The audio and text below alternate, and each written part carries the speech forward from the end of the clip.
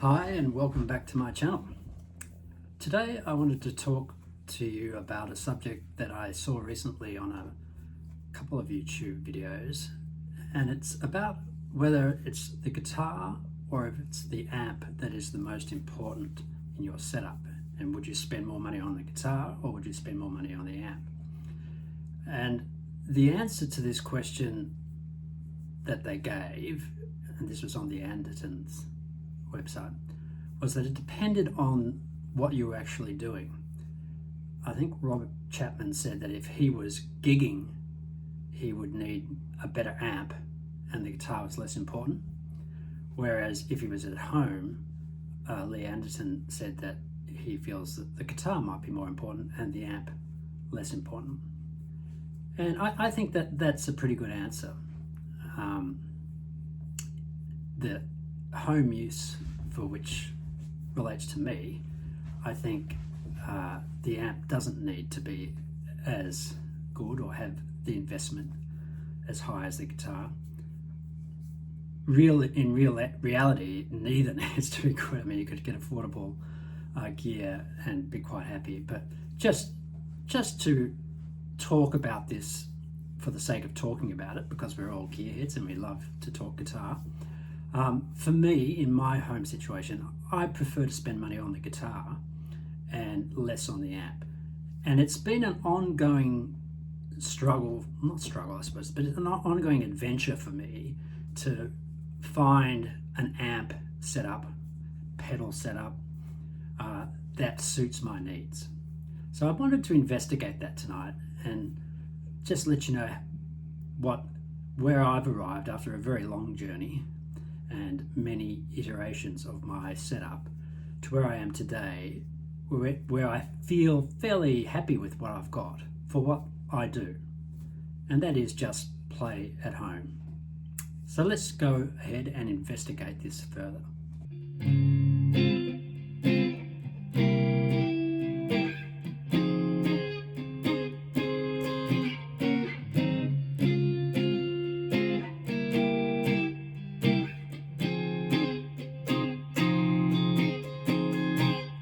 So I'd like to start tonight's discussion in regards to amplifiers. I've had a number of different amplifiers over the years: tube amps, digital modeling amps, transistor style amps. All great, all do wonderful things, but only a few of them really served my purpose. Now, because I live where I do and I'm with other people in the house, I can't play loud. And I suspect 90% of you out there don't play loud. Unless you're a gigging musician, you're probably not playing loud. You're playing at they call bedroom levels. And I probably should preface all of this discussion with the fact that I am a home hobbyist guitarist. So I know that this might mean nothing to someone who's a gigging musician. So take that with a grain of salt, all right? If you're a gigging musician, maybe you should go and watch something else, because this discussion will probably not be in relation to you. But for the home hobbyist, one of the things that we're all confronted with is our level of playing. And I found that some of the tube amps I had, which was a Hot Rod Deluxe, Fender Hot Rod Deluxe, a Fender Blues Junior, had a couple of Black Star amps, which were great, but they all really didn't hit their straps at the volumes that I was playing. And I found it really hard to dial them in to a good sound at the volume I wanted to play.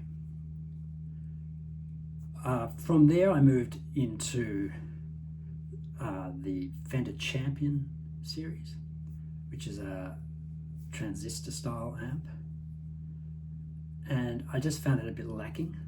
I had the big 100, I think it's Champion 100, which I think has two 12-inch speakers in it, but it just didn't have it for me. So then I went to a Katana, bought a Katana 50 at first. Again, I found it a little lacking, just a bit boxy. Went up to the 100. again, just not really quite there. I had the PV Bandit after watching videos from YouTube videos and everyone telling me how wonderful the PV Bandit is. And it is a great amp, but it's a noisy amp. And again, it doesn't really hit its stride at quiet levels. It needs to be loud. So after all of these different iterations of amps and everything, I finally settled on, for a long time, the Roland Blues Cube Artist, which is a transistor amp. It has a 112-inch speaker in it. And that was really good. I really liked that amp. It's different to the Katana. It's not a modeling amp. It doesn't have that. It just has maybe a handful of effects like reverb and delay and a tremolo. But it's basically just a transistor amp, 2-channel, and really good, a really great sounding amp. And I had that for many years, which I complemented with pedals in front of. I was quite happy with that. Then, as I do, I sold that amp, which I often regret, and I moved to the Katana Artist. Now I did that because I was trying to downsize my pedals and everything which I had in front of me, and I just wanted a simple plug and play sort of situation. And again, this is all home related. I'm just sitting in my bedroom playing to myself, so it doesn't really, I'm not trying to impress anyone. So I just wanted a really simple plug and play that sounded good. I could just sit down, plug it in, and it would sound great. And the Katana Artist was pretty good. That pretty much met all of that criteria. The one thing about the Katana Artist that's got it over all the other Katana models is the speaker. It's got the Wazacraft speaker in it, and that makes a huge difference. So my advice to anyone out there looking at the Katana is, if you can afford to, and you usually can do this by buying a second-hand one, go up to the Katana Artist model. You know, the Mark II ones, which are now, preceded by the Mark III, go for very reasonable prices, and they absolutely dominate the series. And it's all because of that incredible speaker, the Wazacraft speaker. So if you're looking at the Katana, I really suggest you go up to that. Make the effort to do that. And it is a great amp. The only thing I found with that, though, which made me move from that, was that it's still a digital amp, and it does have, I think, a digital sound to it a little bit. And because of the enormous amounts of effects and everything in there, I still found it a little bit complicated for what I wanted in my plug and play quest. It was great because I could download presets and just have those presets, and I did that. I think I had about 8 different presets loaded in, which I could just jump between. And that's what I did most of the time. I ignored most of the rest of the amp. And because of that, it got me thinking, well, I'm not using this amp to its full potential. I wonder if there's something else. And that led me down the rabbit hole to the Boss Next Tone series of amps. So this is the Next Tone special amp. Looks complicated, but it's not. It's 2-channel, and it's got both channels have got their own row of EQ, effects, and volume, master volume. And as I mentioned, and I don't want to go into a deep dive in this amp at the moment, I might do that another time, but it's got the emulation here for the where is it? Here it is. It's got the emulation here for the tube, so you can select which tube you have, and that changes things, varying from whichever one you select. And again, it's got it for both channels. It's got a power selection, power contour, which is really probably the thing that's most important for me on any amp that I need, just so I can, dial it down. And you can turn it up if you want to. This even has standby, which is handy sometimes, although I don't know why you'd need that on a transistor type amp. So yeah, that's the Boss Next Tone Special. And as I said, the big plus for this amp is that it was a craft speaker. It's a different one to the Katana. This one's a blue, was a craft blue. But I think for both this and the Katana, it makes a huge difference.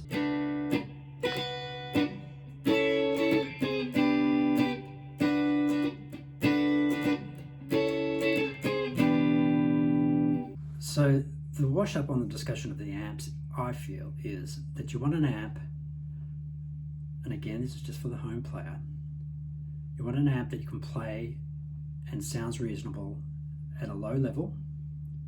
You want an amp that is easy to use, and you want an amp that gives you some variety of sounds, but not over the top. This is what I want anyway. So that's what I look for, and that's why I landed where I did. Now, the next thing I looked at in my quest for sound here at home were pedals. Now, if you're like me, you watch all of these videos, especially earlier on. It's changed a little bit now, I think, but in the last decade or so, pedal videos on YouTube are just everywhere. And every time there was a new pedal, it would just be flooded. YouTube would be flooded with them. And they're such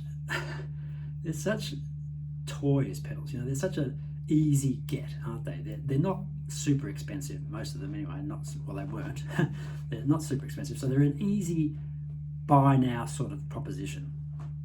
And I'm the best of suckers, you know, I'll go along with anything. So all of these videos, oh, that sounds fantastic. If I get that, I'll sound like that. So yeah.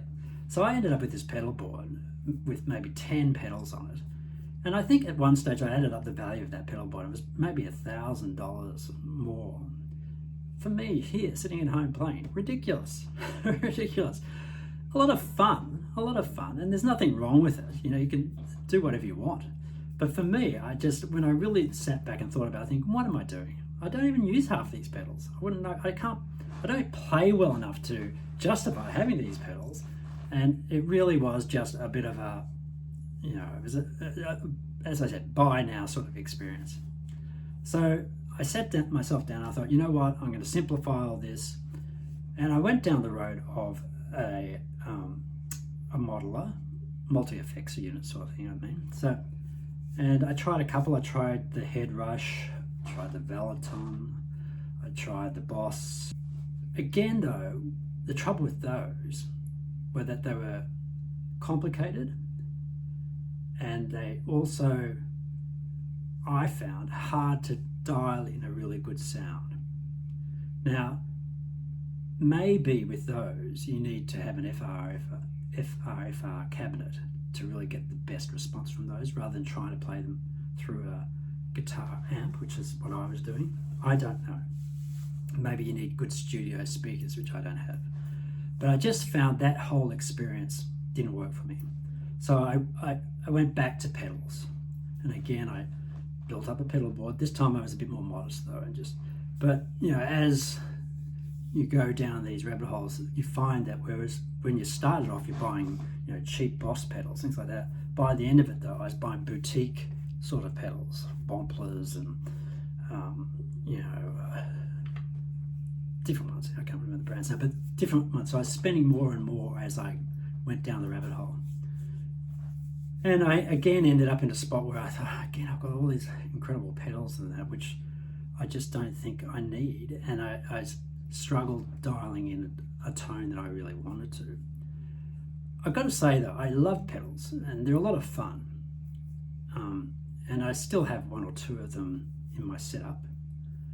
But again, the flexibility of them, unless you've got a whole lot of them, is a little lacking. And it's always a situation of, oh, there's another new one. I wonder if I need that or so to try to get the best bang for my buck, I suppose, where I've landed with pedals now is I've just recently got the Helix Effects pedal, which I'll show you soon, HX Effects. Now, this is a great pedal for me because it has everything in it, every effect I could possibly imagine. So I should, in theory, never need to buy another pedal. It sounds great, it's really easy to use, and it goes straight into the amp, sits in front, goes into the amp. There's no amp modeling or anything like that, it's just the effects. And because of where line 6 is at the moment with the new Helix systems and things coming out, they're dirt cheap, secondhand, dirt cheap. You can buy an HX Effects for the price of 1 or 2 pedals, and it's got everything. So for me, I think that is a great solution. And if I was being asked by an up-and-coming hobbyist what would be a good solution, I would be suggesting either that or maybe the HX1, I think it is, that just the small single unit that has multiple effects in it, but you can only play one at a time. But I'm a great believer of second-hand value, and so I think if you can get a second-hand one at the moment, and even the full Helix or the Helix Lights, they're going, they're being sold off quickly because a lot of people are looking to buy the new one when it comes out, the stadium models. So you can really pick up a bargain, and I think the HX Effects, if you're like me and you're just looking for something and you want to be able to have every effect there is, so if someday you're listening to a song that you want to play and think, oh, I wish I had a flanger, hello, here's the flanger, so I think that is a great thing to have. So the only other pedal I have other than the HX Effects is I've got a Keeley compressor pedal. And the reason I do that is I found by having a compressor pedal, it just gives me, and it might be all in my mind, because compressor pedals are very subtle and you don't hear a lot of difference. But I feel it does give you a feel difference maybe. It just gives you that chewiness or the compression maybe that a tube amp has, which a transistor amp maybe lacks. So by just putting that compressor in front of it, and I pretty much play with it on all the time, I just get more sustain, a more kind of sparkly high end, and as I said, just that little compressed chewiness that I think you would get if you were playing a tube amp. So I just do that as a sort of way of getting to that sound that I have in my mind. I don't think it's essential, and as I say, it's very subtle.